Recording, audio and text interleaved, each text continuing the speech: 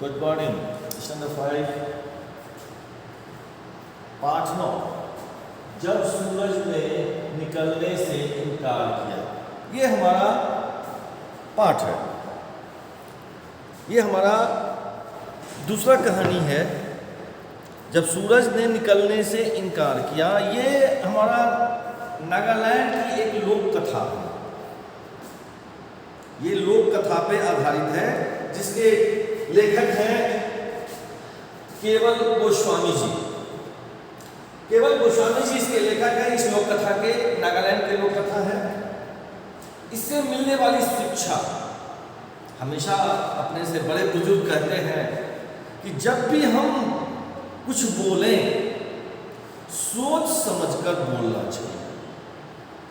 पता नहीं कि हम जो कुछ भी बोलने जा रहे हैं, हम जो बोल रहे हैं, उससे दूसरे को, सामने वालों को क्या तकलीफ होती है, जिसका अंदाजा हम नहीं लगा सकते। क्योंकि शब्द एक ऐसा वाण है जिससे सबसे अधिक चोट पहुंचती है। जितने ईंट पत्थर या किसी हथियार से उतनी चोट नहीं पहुंच सकती है, उससे ज्यादा शब्द के वाण से, शब्द से चोट पहुंचती है। क्योंकि किसी हथियार से या ईंट पत्थर से मारने पर वहां कट जाता है, फट जाता है, खून निकलता है, तो लोगों को लगता है कि अरे बहुत बड़ा गहरा घाव हो गया। लेकिन वह तुरंत ही, वह कुछ दिनों के बाद ही इलाज कराने पर वह भर जाता है। लेकिन वह शब्द रूपी वाण से जो चोट लगा है, उसे जीवन भर हम नहीं भूल सकते। उसके दर्द का एहसास हमें, जब तक हमारा इस शरीर में प्राण रहेगा, वह हमें एहसास कराता रहेगा। तो इसी पे आधारित है इस कहानी को। तो आइए, इस लोक कथा में सूरज के न निकलने से किस प्रकार का संकट उत्पन्न होता है। सूरज यदि न हो इस दुनिया में, तो क्या क्या कठिनाई का हमें सामना करना पड़ेगा, क्या उसका अंदाजा है हमें? और वह किस प्रकार दूर होता है, इस रोचक ढंग से प्रस्तुत की गई इस कहानी को हम आइए समझने का प्रयास करते हैं। बात उस समय की है कि जब धरती नई नई बनी थी। जब नई नई धरती बनी थी, तब एक बार समस्त पक्षी, जितने भी पशु पक्षी थे, पक्षी, जानवर, सब के सब एकत्रित हुए, इकट्ठा हुए। सब शिकायत करने लगा, सब के सब शिकायत करने लगे कि उन्हें सूरज बहुत तीखा और गर्म लगता है। सूरज अपना तीखा प्रकाश फैला रहा है, हमें गर्मी का एहसास अत्यधिक हो रहा है। सब के सब शिकायत करने लगे। उनमें से कई तो यह भी बोले कि सूरज को हर रोज निकलने की क्या आवश्यकता है, सूरज हर रोज क्यों निकलता है? अरे एक दिन निकला, कुछ दिन आराम करो, फिर आओ। ऐसी थोड़ी होता है, ऐसी प्रकृति थोड़ी चलती है। अपने मनमानी ढंग से जिसको जो मन हो रहा है बोले जा रहा है। हर रोज निकलने की क्या आवश्यकता है? कभी तो कुछ आराम मिले। जिस दिन आप नहीं निकलोगे, सूरज नहीं निकलेगा, गर्मी से तो छुटकारा मिल जाएगा, अधिक देर तक सोने के लिए मिलेगा। दुनिया के एक कोने से दूसरे कोने की ओर जाते हुए सूरज ने ये बात सुन ली। सूरज को ये बात सुनकर के बहुत ही बुरा लगा, तो बहुत नाराज हुए सूरज महाराज। इसलिए एक सुबह को निकलने से वह इनकार कर दिया कि आज मैं निकलूंगा ही नहीं, अब मैं निकलूंगा ही नहीं, तब सबको पता चलेगा। शुरू में तो जानवर और पक्षी बहुत खुश हुए कि चलो कम से कम सूरज नहीं निकला, गर्मी का एहसास नहीं हो रहा है, खूब अत्यधिक सोने को मिल रहा है, खूब अच्छा लग रहा था। समय बीतता गया, तब तक सर्दी उतर आई, यानी ठंडी। जितनी देर चाहे वे सो सकते थे, अपनी मर्जी का सवाल है। अब तो दिन होगा ही नहीं, क्योंकि सूर्य निकलेंगे ही नहीं तो दिन होगा कहाँ से। जब तक जी चाहे तब तक सो लो। शीघ्र मतलब तुरंत, शीघ्र ही अधिकतर जानवर और पक्षियों को अंधेरे में कुछ दिखाई नहीं दे रहा था। जब सूर्य नहीं निकलेगा, जब प्रकाश नहीं होगा तो अंधेरा रहेगा, न दिन होगा, हमेशा रात ही रात रहेगा। अब यदि हम बिस्तर पर नहीं सोए तो कितने देर तक सो सकते हैं?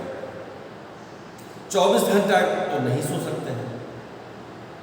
8 घंटा, 6 घंटा के बदले 8 घंटा, 8 घंटा के बदले 10 घंटा। इसके बाद फिर तो हमें उठना ही होगा, क्योंकि हमें भूख लगेगी, प्यास लगेगी, उसके लिए तो हमें उसके लिए कार्य करना ही पड़ेगा। हम 24 घंटा नहीं सो सकते। तो पक्षी भी अधिक देर तक सोने के कारण और रात, क्योंकि दिन होता ही नहीं था, तो भोजन की तलाश में कुछ उसे अंधेरे में कुछ दिखता ही नहीं था, दिखाई नहीं दे रहा था। अब वे भूख से व्याकुल होने लगे, व्याकुल, परेशान। अब भूख लगी है तो भूख का तो इलाज भोजन ही है। जब तक भोजन नहीं करेंगे इस क्षुधा में, इस पेट में, जब तक कुछ जाएगा नहीं, वह तृष्णा शांत ही नहीं होगा। अब भूख लगी है और कोई कहे कि पानी पी लो, भूख खत्म हो जाएगी, तो भूख तो शांत तो होगी नहीं। अब फिर से उनकी शिकायत होने लगी, फिर से शिकायत होने लगी। क्या कि सूरज क्यों नहीं निकलता? इतने दिन शिकायत थी, सूरज हमेशा क्यों निकलता है? उसे तीखी धूप लगती है, उसे गर्मी का एहसास होता है। अब जब सर्दी आई, भूख प्यास लगने लगी, कितने दिन तक सोएंगे, कितने, हमेशा अंधेरा ही अंधेरा है, प्रकाश नहीं हो रहा है। अब दूसरी शिकायत होने लगी कि सूरज निकलता क्यों नहीं है। वे एक दूसरे को दोष देते कि उन्होंने पागलों जैसे बात की, एक दूसरे को दोष देने लगे कि तुमने ऐसे बात किया, तुमने सूरज को ऐसे कहा कि हमेशा क्यों निकलता है। एक दूसरे पर अपना दोष मढ़ने लगे। सूरज को यह कहकर कि वह न निकला करे।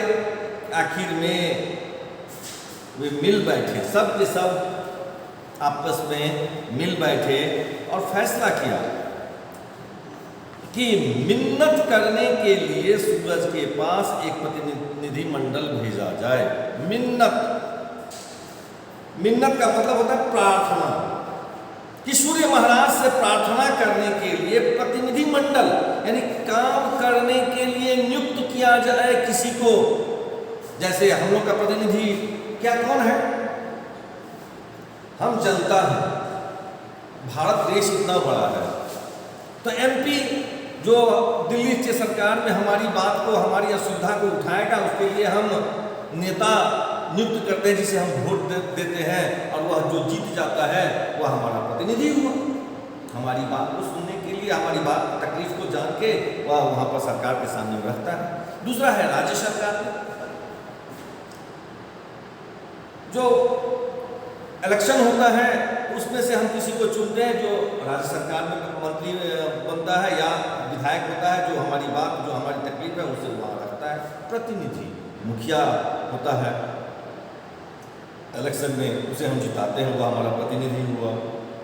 पंचायत सेवक हुआ, वो हमारा प्रतिनिधि होता है, जिसे हम वोट देके जिताते हैं। तो प्रतिनिधि मंडल भेजा।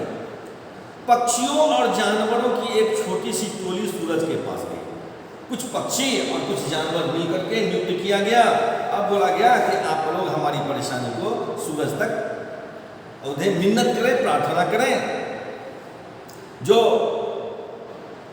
हमारी तकलीफ को दूर कर सके।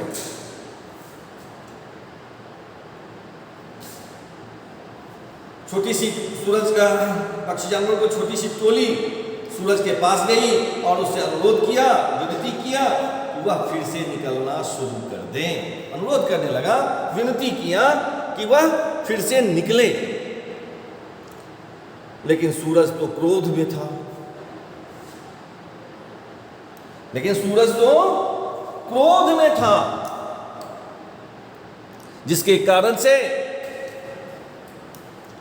वह निकलना नहीं चाह रहे थे। इतना आगे दूसरे वीडियो में। धन्यवाद।